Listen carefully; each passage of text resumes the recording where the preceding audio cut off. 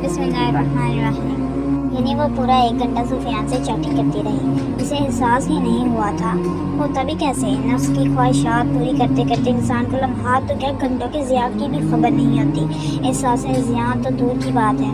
इसने अजान को इग्नोर करके दोबारा मोबाइल उठाया और व्हाट्सएप ऑन किया।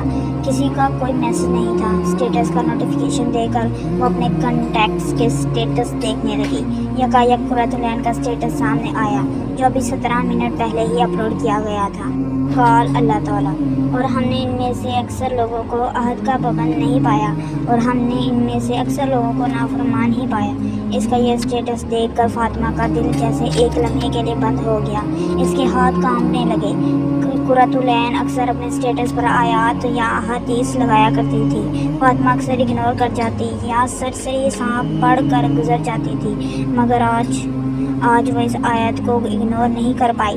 इसे ऐसे लगा जैसे किसी ने बहुत ज़ोर से इसे झंझोड़ कर रख दिया हो।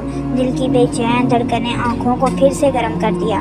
वो अक्सर कुरतुलैन की बातों पर हैरान होती थी कि उसे कुरान से कैसे जवाब मिल जाते हैं। कुछ दिन पहले जब वो कुरतुलैन के घर गई तो इसे भी एक जवाब मिला था। इसके बाद इसने पक्का इरादा किया था कि अब वो दोबारा इस गुनाह में मुलविस नहीं होगी, मगर आज वो फिर से अपने नफ्स के हाथों हार बैठी थी। हमने इनमें से अक्सर को नाफरमान ही पाया। ये अल्लाह के अल्फाज थे, 7 आसमानों के पार से आए इसके रब के कलिमात। ये 1400 साल पहले नाज़िल शुदा अल्फाज आज कैसे इसकी सिचुएशन के मुताबिक इसे जवाब दे रहे थे। नाफरमान इनको, यानी मुझे, मैं नाफरमान, हाँ मैं फिर से नाफरमानी कर बैठी। मोबाइल साइड पर रख कर वो फ़ौरन वॉशरूम की तरफ भागी और वज़ू करके जाए नमाज बिछा ली। आंसू ज़ारों की तार बह रहे थे। जिस्म मुसलसल कांप रहा था। नमाज के बाद इसने कांपते हुए हाथ उठाए। ओह अल्लाह ताला, I am sorry, really sorry. मैं फिर से फिसल गई। आपने सही कहा, मैं नाफरमान ही हूँ। मैं अपना वादा पूरा ना कर सकी। हिचकी बन चुकी थी। अल्लाह प्लीज़ मुझे माफ़ कर दें। आपने इस दिन अपनी आयत के ज़रिए मुझे हौसला दिया था कि आप सब गुनाह माफ़ कर देते हैं, मगर देखें आज मैं फिर से गुनाह कर बैठी। अल्लाह ताला प्लीज़ मुझे नाफरमान नहीं बनना। मुझे भी कुरत की तरह आपकी प्यारी बंदी बनना है। अल्लाह प्लीज़, मैं कमज़ोर पड़ रही हूँ, मेरे दिल को संभाल लें प्लीज़ अल्लाह। चेहरा हाथों में छुपाए वो बच्चों की तरह बिलक बिलक कर रो रही थी। रोते रोते वो सजदे में गिर गई। ज़मीन इसकी नदामत में डूबी सिसकियों की गवाहियाँ समेट रही थी, हत्ता कि इसके दिल पर सकीनत नाजिल होने लगी। उसे पता ही नहीं चला कब वो नींद की आगोश में चली गई। कुरत, मेरा दिल चाहता है मैं इससे बिल्कुल बेनियाज हो जाऊं, इसकी यादों से, इसकी बातों से, ताकि वो सामने भी आए तो मुझे कोई फ़र्क ना पड़े। पिछली रात के वाक़ये के बाद आज फातिमा यूनिवर्सिटी में लेक्चर से फ्री होते ही कुरतुलैन के पास आई थी। कल रात इतनी वाज़ेह आयत मिलने के बाद वो अब तक संभल नहीं पा रही थी। वो इस धोखे के जाल से निकलना चाहती थी। मैं जानती हूँ मैं बह गई थी, मुझे खुद को बचाना चाहिए था, मगर अब क्या करूँ? दिल अपने इख्तियार में तो नहीं होता ना। वो रूहान सी हुई थी। फातिमा ये हकीकत है कि दिल अपने इख्तियार में नहीं होता, मगर देखो इसको बेइख्तियार करने का इख्तियार ज़रूर हमारे हाथ में होता है। तुम जानती हो अल्लाह ने क्यों कुरान में औरत और मर्द को नज़रों की हिफाजत का हुक्म दिया है? कुरतुलैन के सवालिया अंदाज पर फातिमा ने नफ़ी में सिर हिलाया। इसीलिए कि हमारे दिल का सुकून हमारे इख्तियार में रहे। दिल अल्लाह के हाथ में ज़रूर है, मगर इस मामले में हम इतने बेबस भी नहीं हैं।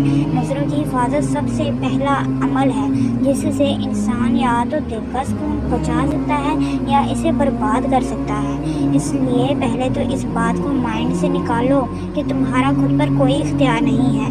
अब वो काफ़ी संजीदा होकर फातिमा को समझा रही थी। आखिर क्यों ना समझाती? वो दिल जिसे रब की मोहब्बत में तड़पना चाहिए था, एक नामहरम और नाजायज़ मोहब्बत में तड़प रहा हो। ये रब के हक़ में जुल्म नहीं तो और क्या है? और सुनो, ये एक मर्ज़ है मगर लाइलाज नहीं है, इसकी शिफा मौजूद है। अल्लाह ने मौत के सिवा कोई मर्ज़ ऐसा नहीं उतारा जिसकी शिफा मौजूद ना हो, मगर शिफा तुम्हें तब मिलेगी जब तुम वाकई संजीदा होकर शिफा याब होना चाहोगी। मैं शिफा चाहती हूँ, फातिमा फ़ौरन से बोली। अल्हम्दुलिल्लाह, देखो किसी भी बीमारी के इलाज के लिए 2 चीज़ें लाज़िम व मुलज़िम हैं। सबसे पहले तो परहेज़ और फिर दवा। परहेज में तुम्हें चंद काम करने होंगे ताकि दवा अपना असर पूरी तरह से कर सके।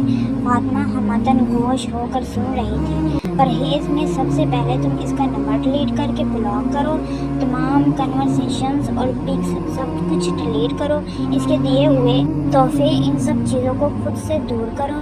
कोई एक भी चीज़ ऐसी तुम्हारे पास ना हो जो तुम्हें इसकी याद दिलाए। जब तुम ये कर चुको तो फिर मुझे बताना। फातिमा ने आंसुओं का गोला हल्क से नीचे उतारते हुए अस्पात में सर हिलाया था।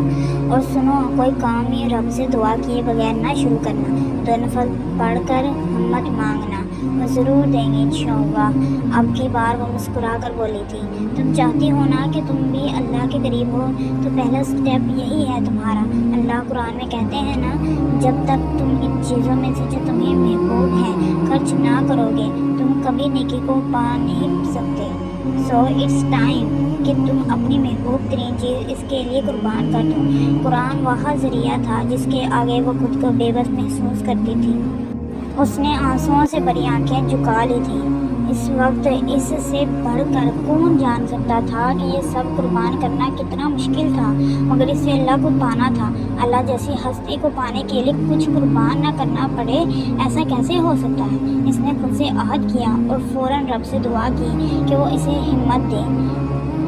फातिमा बेटा, मैं कब से, मिसेस रियान ने फातिमा के कमरे का दरवाज़ा खोलते हुए कहा, मगर कमरे का हाल देखकर वहीं ठिठक गई। हर तरफ कागज़, कपड़े, बुक्स, गिफ्ट, पिक्स, चॉकलेट्स और इसी तरह की दूसरी चीज़ें बिखरी हुई थी। फातिमा अपनी अलमारी से कुछ निकालने में मसरूफ़ थी, मगर अपनी मामा की आवाज़ सुनकर कुछ घबरा सी गई। मिसेस रियान एक हाउस वाइफ थी, मगर इन्होंने खुद को फिट रखा हुआ था।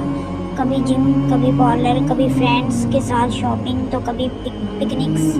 घर में वो कम ही पाई जाती थी, अगर होती भी तो सारा दिन टीवी के सामने बड़ा जमान रहती।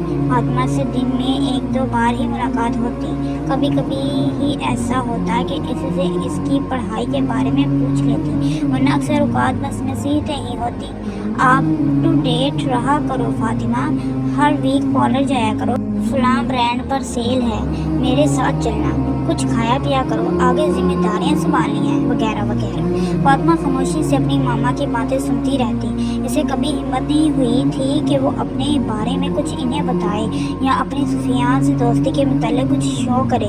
इसकी उम्र 21 साल थी। इसका दिल करता था कि वो अपने जज्बात का इजहार अपनी मामा से करे, मगर इसकी मामा ने कभी इस तरह से इसे ट्रीट नहीं किया था। यही वजह थी कि घर से मुकम्मल तवज्जो ना मिलने की वजह से वो गलत ट्रैक पर निकल आई थी।